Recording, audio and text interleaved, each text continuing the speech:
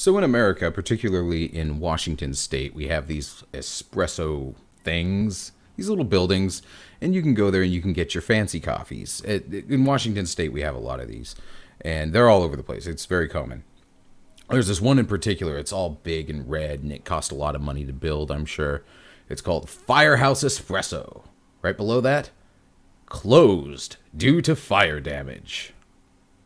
Let's start the show. Alright, so what have I been playing? I've got my Steam open here. I have been playing lots of Spelunky, quite a bit of the new reimagined Spelunky game. A lot of people are playing this acting like the free version doesn't exist. There's a free version out there. If you're debating over whether or not you would like playing this Spelunky that you have to pay real money for, go play the free version first. I'll link to it in the description at some point, eventually, if I remember to. I will remember to. It will be linked in the description. So there are a lot of differences with the new Spelunky versus the old one. Those of you who were one of my first 500 subscribers know that I made a video celebrating 500 subscribers by doing this 101 Spelunky death montage, which is awesome. I'll link to that too. That's a great video. It's just me dying in Spelunky 101 times.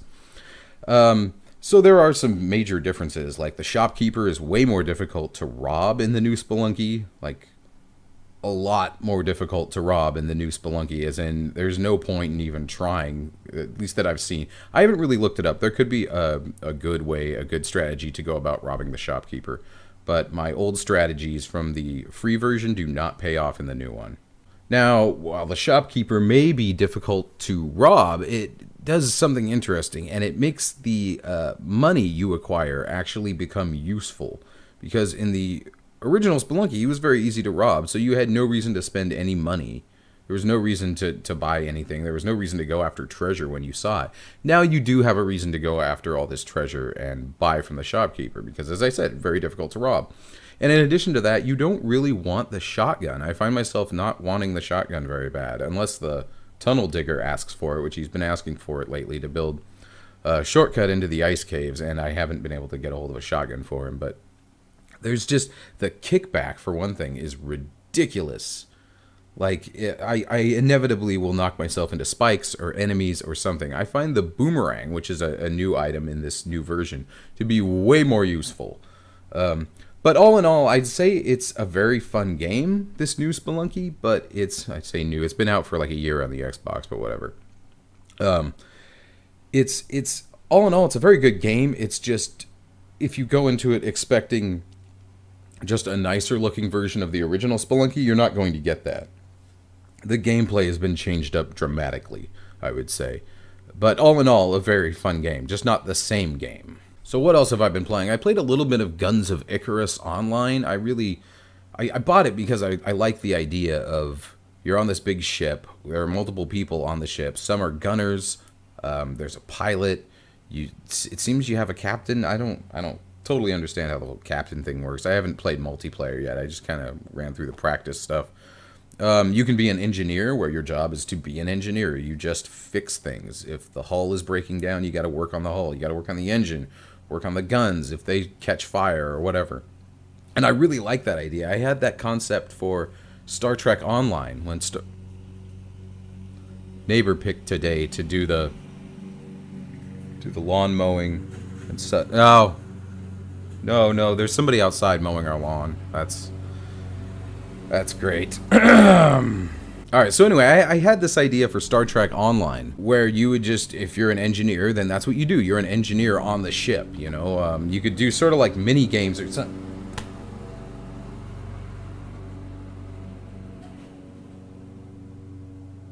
So say you're an engineer. You could play these little mini games, and the better you do at them, the better the chance would be of someone in tactical scoring a critical hit.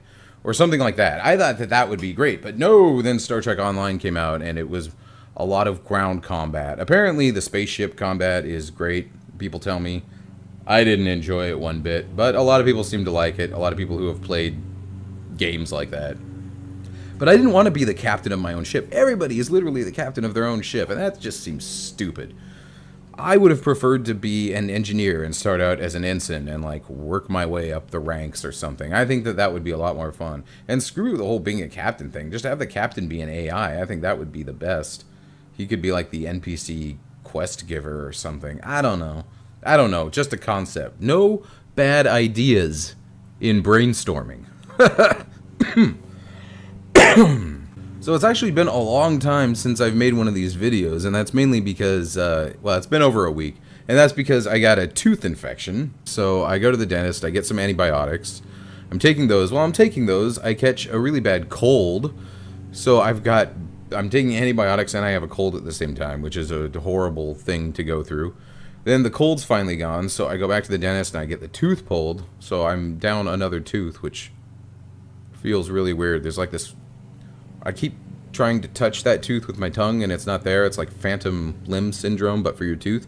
Phantom tooth syndrome. You can take that to the bank. The internet has been overreacting about this whole Ben Affleck Batman thing, which I started calling Bathman, which I thought was pretty great until everybody else started saying Batfleck, which I think actually sounds way better. But anyway, yeah, overreacting so much. I mean, people are saying, like, this person would be way better. This person would be so much better. You go and you get this person. That person would be better. I don't really care. Mainly what's going on is Ben Affleck's under contract, probably from Warner Brothers, and they want to keep him there, so they're giving him a really great part, and hopefully he'll, like, go on to direct something, some DC stuff. That would be way better. I don't really give a crap. I can see why people are outraged by it because it's Ben Affleck. It's not, no matter how you look at it, he's always Ben Affleck. But I don't know, maybe he'll do a good job. Nobody knows. I don't really care for the most part just because I'm a Marvel person.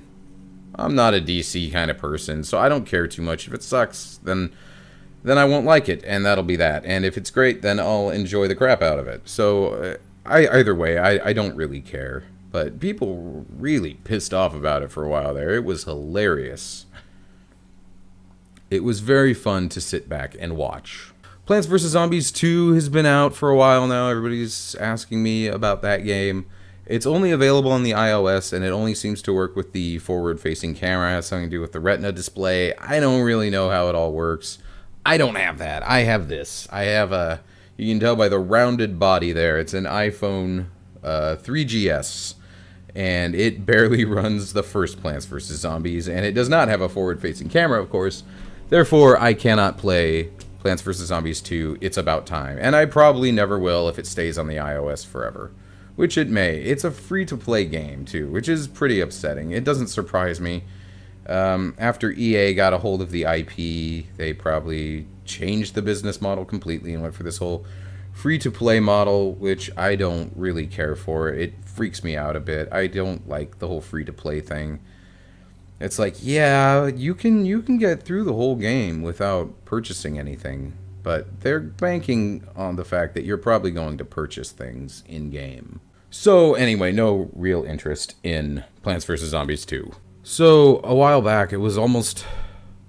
I think it was a year ago. Yeah, it was about a year ago. I did a play where I played a British person. Yeah, somebody asked me in the form of a PM, so I won't say who they are or their name, but they asked me, how did you do a British accent? That was really good, which is kind of creepy because apparently they saw me, but they didn't come see me after the show.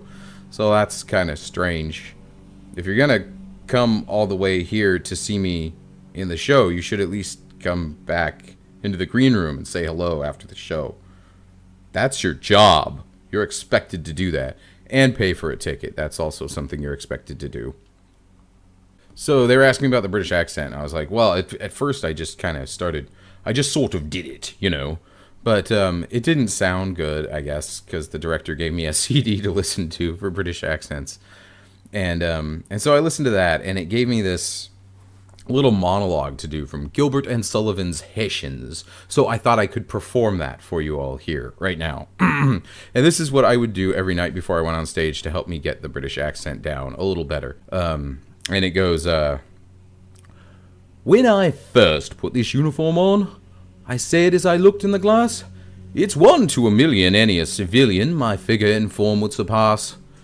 Gold lace is a charm for the fair. I've plenty of that, and to spare. While lovers' impressions uttered in Haitians are eloquent anywhere, a fact that I counted upon when I first put this uniform on. So I just say that over and over, and it's kind of an over-the-top British accent. But when you bring it up that high, once you get out on stage and you're a little nervous, you start to tone it down a little bit, and it gets better. Plus, I was performing to lots and lots of people who have never...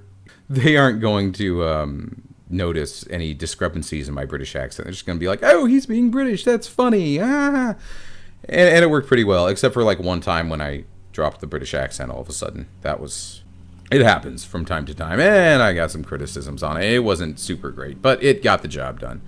Anyway, so that's how I got that going. And I listen to a lot of British accents just in general. Although it's hard because there are so many different variations of the British accent. I'm sure American accents are the same way. The main thing was the point of resonance. When you speak in an American accent like I'm doing right now, my point of resonance is pretty far back. It's a lot lazier, or you could argue more efficient. Both are decent arguments. I don't know. Whereas with the British accent, they pull it up to the front. They bring the point of resonance up to the front, past the teeth. So you get this higher pitch when you talk, but it helps you very much develop that British accent. Anyway, that's my explanation of that. For Steam, I've been trying to be online on Steam a lot more now, so people can talk to me, because that's the whole... I assume the whole reason that they send me friend invites on Steam is so they can chat with me.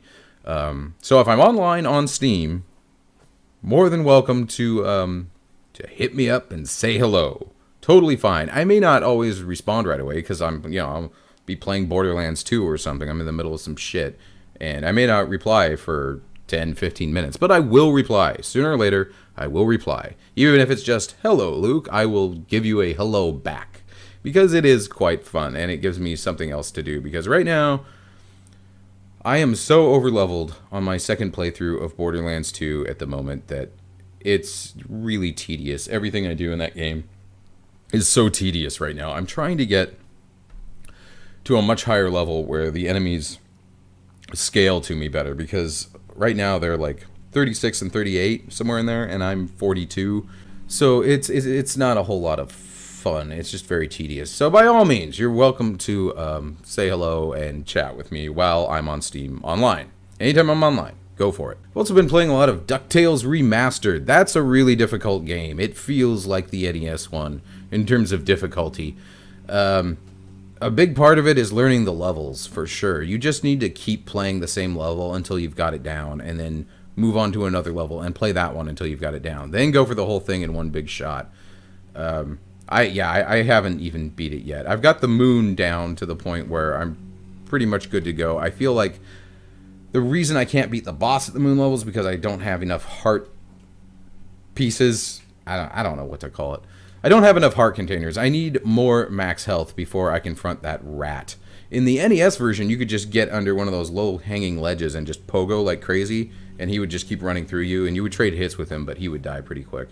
It doesn't happen so well in this one because his invincibility frames last a little bit longer. So I definitely need more heart containers before I can go for the moon level. In fact, I'll probably just save the moon level for last, just like I used to do in the NES version.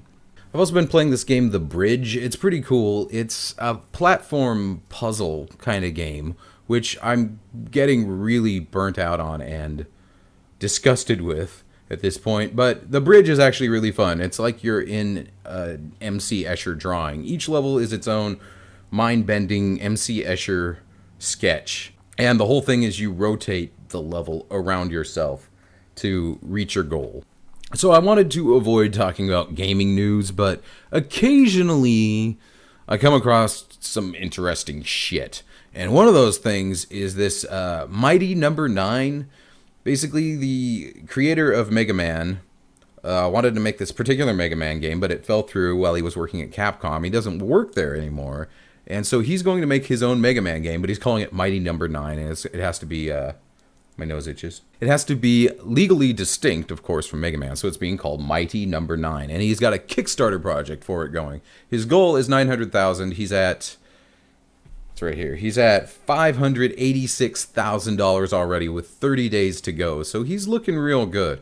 I mean, there are some of these Kickstarter rewards are ridiculous. There's this one all the way at the bottom, the biggest one. If you pledge 10 grand or more, and he's already got one person that did, you get to have dinner with Keiji Inafune, which I assume is how you pronounce his name. You get to have dinner with him. Dinner and drinks with the man, the myth, the legend, Keiji Inafune. Here in Tokyo, travel and lodging expenses are not included, which really, if you can afford to donate 10 grand or more to a video game project, then you can probably afford to travel to Japan and stay in a hotel and all that good stuff. So, I wonder who pays for dinner. That's a good question. Who pays for dinner? Probably you do.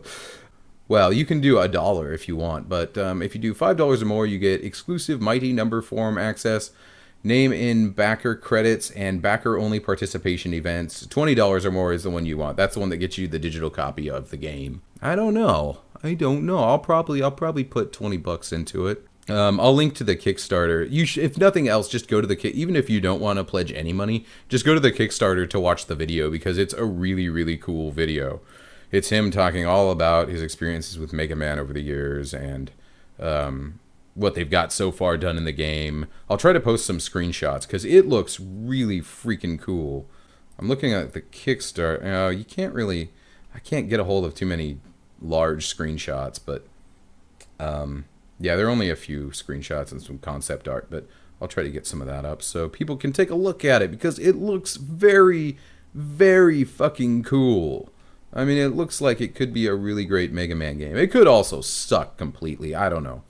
We'll find out. Basically, instead of Mega Man, it's Mighty Number 9. He's the 9th robot, and you get the idea of the whole story beyond that. It's the same basic story. It's really the same everything. It is a Mega Man game. It just can't use the name Mega Man. But, I mean, he even looks pretty damn similar to Mega Man. All right, lastly, I've got your meme face of the week. Here it is. All right, we'll see you next time. I'm out of here. I'm going to go get me a shampoo bath. I'm going to have a good time. See you later.